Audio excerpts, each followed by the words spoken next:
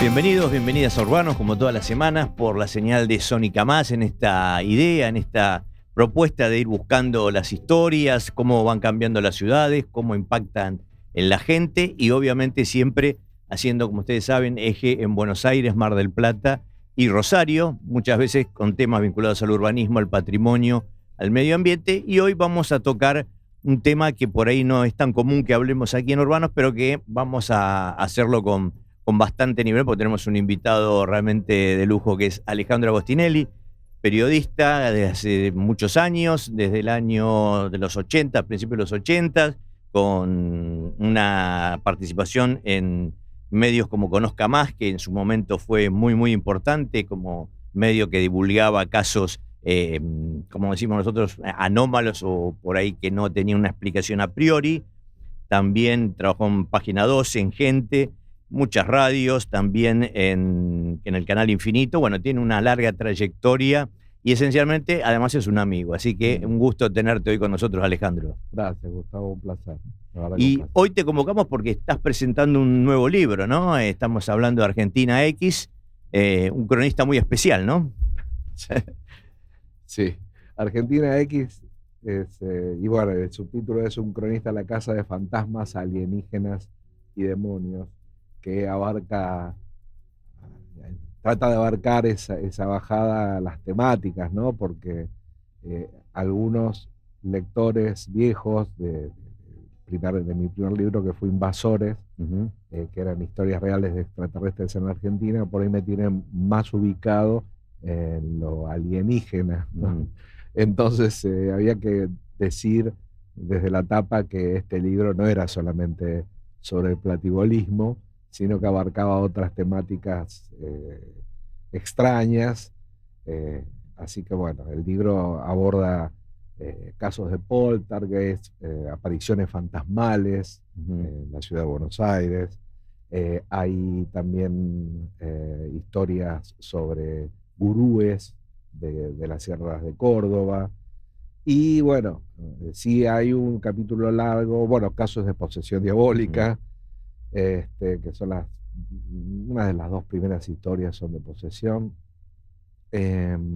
Y después, bueno, hay una larga biografía de Fabio Serpa y otra más breve de Alejandro Viñati, que fue Dos una especie referencias. dos referencias en el tema que además nos permiten hablar de otros. O sea, son figuras que te permiten hablar sobre otras historias que están incluidas en las biografías de estas figuras y de otros momentos históricos relacionados con las temáticas así misteriosas. Y un abordaje con la mirada de hoy, ¿no? Nosotros nos conocimos hace mucho tiempo, Sí. teníamos otra visión de estos fenómenos, de estas cuestiones, y bueno, uno fue evolucionando y, digamos, seguiste con la investigación, con los trabajos, ¿no? de campo, pero ya con otra mirada o con otra, sí, con otra, digamos, abordaje, ¿no? ¿Cómo fue esa metamorfosis? De paso, digamos? deschavo Sí. algo para tus oyentes, ¿no? Nosotros nos conocimos en lo que fue mi primer grupo ufológico, digamos, en nuestro primer grupo ufológico, por realidad vos también participabas, que fue el grupo aficionado para la investigación de fenómenos espaciales, lo que llamamos el GAIFE, que teníamos, qué sé yo, ¿qué edad teníamos? Éramos muy chicos, Era ¿no? adolescente. Sí, adolescentes, teníamos 16 años, una cosa así. Entre fines de los 70 y principios de los 80. Y ahí, claro, en esa época, que fue una etapa así muy romántica, éramos buscadores, ¿no? Buscadores de respuestas, muy apasionados y con algunas ideas preconcebidas que eran un producto de la comunicación que recibíamos en esa época, que era a través de revistas como Cuarta Dimensión de Fabio Serpa y algunas otras españolas, Cíclope, que también andaba dando vueltas por ahí. Bueno, 2001, periodismo de anticipación, que era, para nosotros era una revista vieja, porque era una revista que se había publicado Antes, sí. en la década entre fines de los 60 y principios de los 70, pero bueno, la conocíamos. Después estaba OVNIS, un desafío a la ciencia de Oscar Galíndez, que como una especie de joya, porque era muy seria, una revista muy seria sobre ovnis, que realmente era muy impactante en aquella época encontrar una revista sobre ufología con estadísticas y estudios de campo, un manual para la investigación, un manual para el ufólogo, había cosas como muy... Yo me acuerdo que nosotros éramos jóvenes y seguíamos eso, teníamos las planillas, ¿no? Sí. Que llenábamos, o sea, creíamos tener cierto rigor, digamos, Exacto. científico Y de sí, alguna manera. Y era todo el rigor científico que podía tener un adolescente en esa época, cuando la mayoría de los adolescentes que se interesaban por estos temas en esos años tenían, digamos, una vocación menos de investigación y por ahí más de encandilamiento del tema, ¿no? Había muchos grupos como el nuestro, Sí. pero eran grupos de aficionados que no tenían que no apuntaban a la apuntaban ciencia, a la rigurosidad, digamos, claro. No había muchos. En ese sentido era un grupo bastante diferente y pionero, que después, bueno, se disipó y yo me incorporé a otros, y así fue como a principios de los 90, ya un poco desencantado, o bastante desencantado de la ufología, la dejo y me uno a un grupo de investigación escéptica de estas cuestiones. Es decir, al otro lado. Para muchos fue un bandazo traído de traicionero, artero, me pasé al lado del mal, cuando en realidad a mí el tema me seguía interesando como siempre, pero como estaba muy enojado sobre el sensacionalismo, el abuso de la credulidad de la gente, y qué sé yo, terminé como metido ahí algunos años, unos 4 años más o menos. Fue equilibrar un poco, digamos, la balanza. Sí, también después a los 4 años me aburrí, me enojé también con el escepticismo, y ahí fue cuando empecé digamos, me dediqué al periodismo, ¿no? Ya más de lleno, de manera un poco más ecléctica, porque abordé muy diversos temas, entre ellos la divulgación de la ciencia, y en revistas en donde esto no era tan fácil de hacer, como Conozca Más, sí, quizá en Descubrir, en Neo, en otras revistas donde había como un poco más de rigor. Pero nunca dejé el tema, ¿no? Nunca dejé el tema. Siempre... Eso estuvo siempre presente, cambió la mirada, pero siempre lo que te destacó es el tema del contacto con el protagonista, ¿no? Con el que era el protagonista de la historia, básicamente, ¿no? Siempre. Eso no cambió. No, es una buena observación la que hace, porque nunca me dejó de interesar conversar con la gente que había tenido estas experiencias. Eso es lo único, mirá qué notable, ¿eh? Yo no lo había visto nunca desde ese punto de vista. Es cierto que yo desde el principio y hasta hoy me sigue fascinando el escuchar los relatos, ¿no?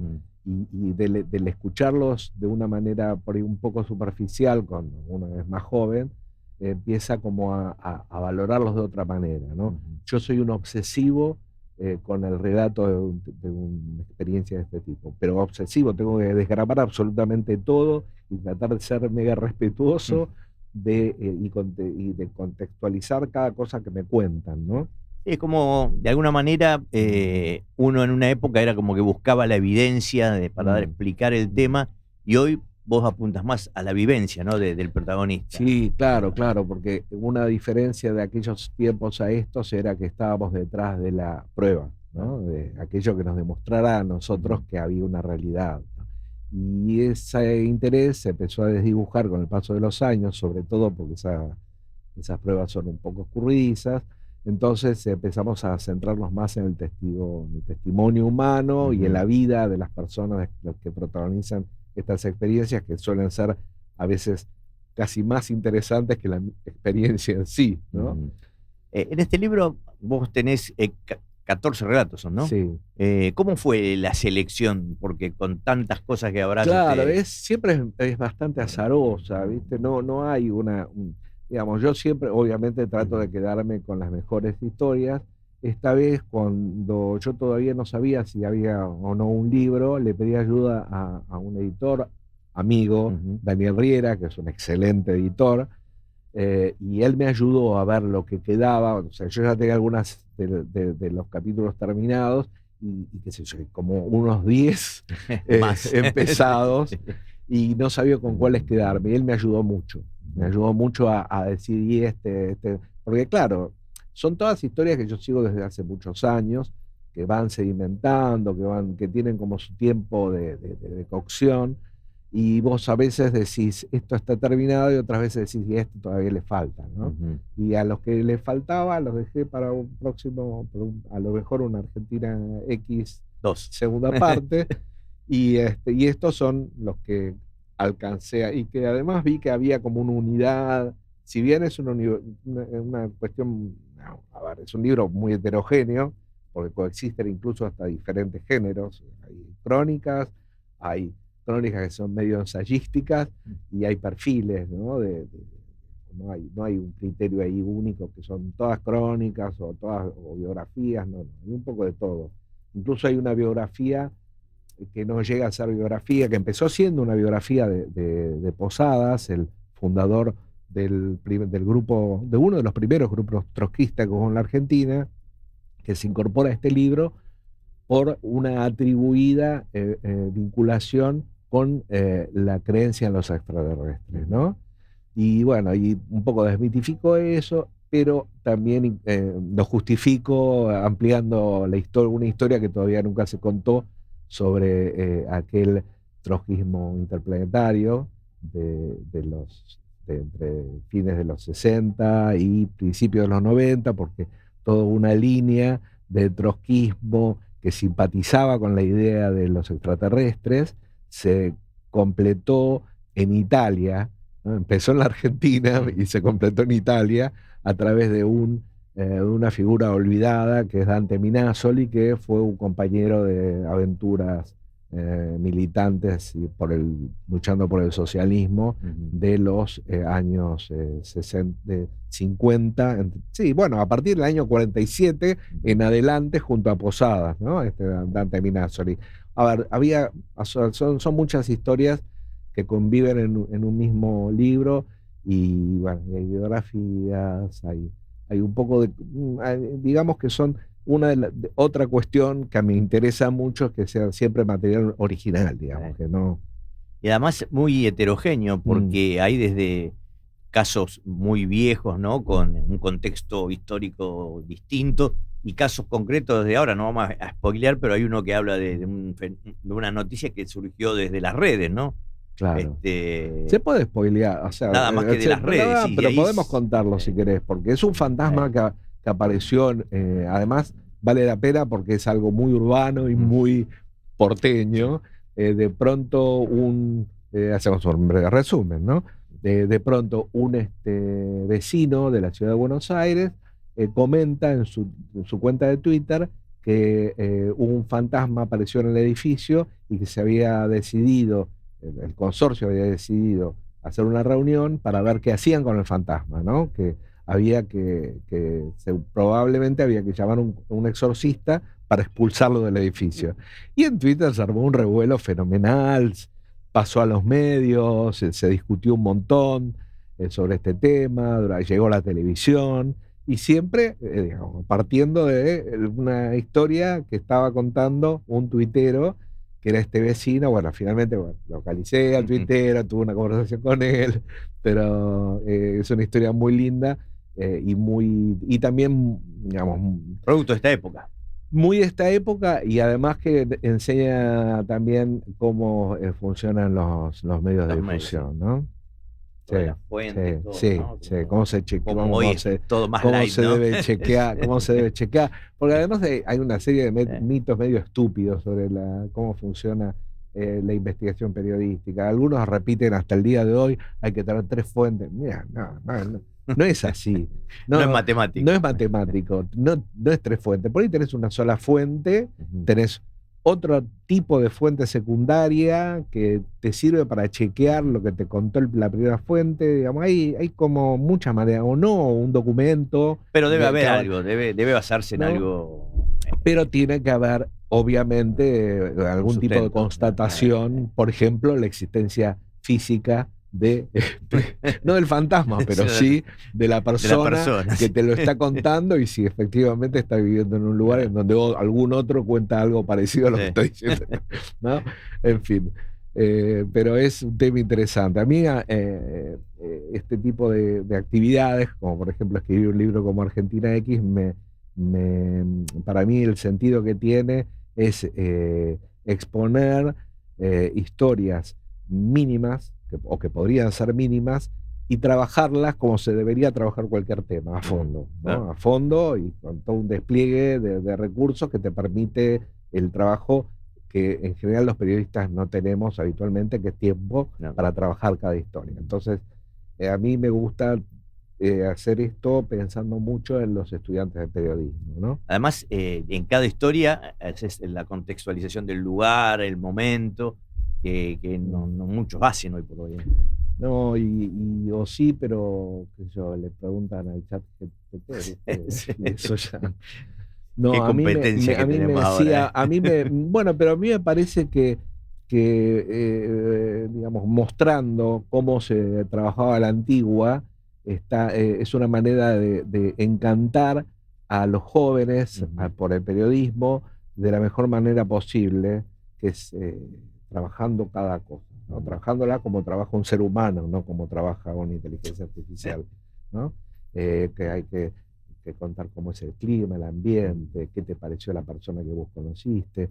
Para ser atractiva la historia también. Sí, haces atractivo y al mismo tiempo le estás dando al lector una profundidad, información que le da una profundidad a la historia que no la tendría si es un relato muy seco sobre la información dura de algo que pasó, no pasó, quién sabe, ¿no? Además son también historias en donde no siempre se llega no hay una respuesta. No siempre se llega a una conclusión, ¿no? Entonces, cuando no se llega a una conclusión, vos necesitas tener la mayor cantidad posible de elementos para formarte una idea, sin ser traidor con el lector, es decir, sin inducirlo a que llegue a la conclusión que vos tenés, ¿no? Esa es una traición, ¿no? Claro.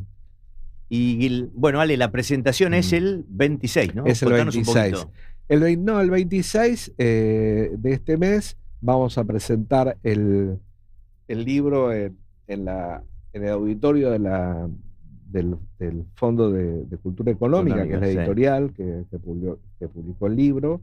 Esto es a las 6:30 de la tarde, el martes 26, 6:30 de la tarde, en Costa Rica 4568. ¿Y vas a estar acompañado con alguien?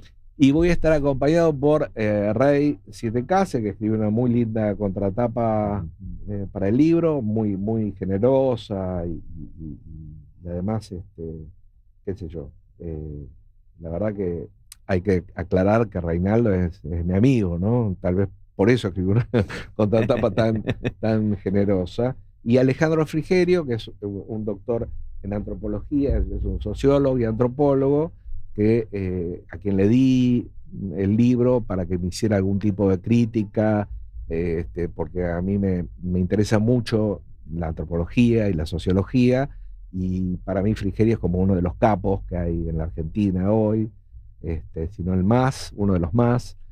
Entonces me interesaba mucho su opinión, y no solamente me dio su opinión verbal, sino que además, a mi pedido, escribió un texto que es parte del libro, y que hace como un análisis de lo que vas a encontrar en el libro, que me parece muy esclarecedor.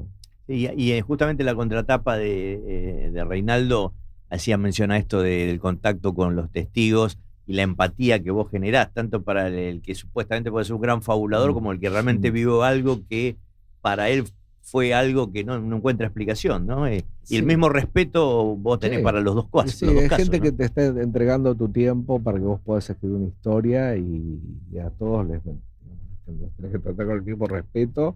En un momento donde la empatía no está en el primer nivel, ¿no? No está de moda, en absoluto. No. Pero bueno, hay que predicar con el ejemplo. Sí. Bueno, Ale, la verdad que muy contento de haberte tenido hoy con nosotros. Yo también. Te vamos a invitar nuevamente. Porque bueno, son temas que siempre nos interesaron desde chicos, así que seguramente volveremos a convocarte. Sí. Yo encantado de la vida. Y hay mucho, ¿no? Hoy podríamos hablar, ¿no? De los gobiernos que tienen a Parravicini como leitmotiv. Hay tanto para hablar, ¿no? Hay tanto para hablar, y no siempre cosas muy agradables. Pero bueno, lo que tiene Argentina X es que son historias bastante up, ¿no? Son Sí. historias todas de... Hay como un humor también, Sí. medio involuntario, que de cosas que van ocurriendo Ujú. en cada caso, que yo creo que también le dan un valor agregado, ¿no? Sobre todo en estos tiempos que necesitamos tanto una sonrisa inteligente frente a tanta barbarie.